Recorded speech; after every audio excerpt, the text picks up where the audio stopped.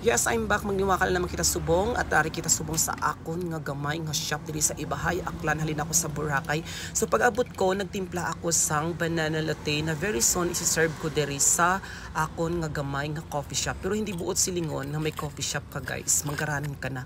Kabudlay sang pangabuhi, kabudlay magnegosyo kay kung gainulan gamay ang income. So kanami sang view kay rice field ang kanami sang simoy sang hangin, nagluto ako sang itlog kag may nag-alabot nga mga regular na customer ko nga pila ini kaadlaw nga nag-close ang akon shop diri sa Ibahay.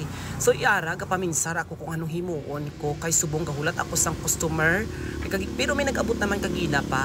So hasta ko diri alas 3 sang hapon kay mabalik man ako dason sa Boracay. So nagtimpla naman ako sang brewed coffee. So ina ang akon nga mga materials nga ginagamit ko sa pagtimpla sang kape kay wala ako gagamit sang machine kay nga akong machine mabudlay, mahal ang kuryente, ang maintenance kung magbuba ang machine. Mas nami ang manual kay makales ka sang kuryente, sang expenses. Tapos kung wala man kuryente, madulaan ka mo sang kuryente, ang negosyo nyo still open kay gasol ang ginagamit. Tapos ang mga kape ko halin sa Sagada, sa Benguet, sa Vietnam, sa Batangas. So muna lang ang chika ko for today at see you on my next kajumahan.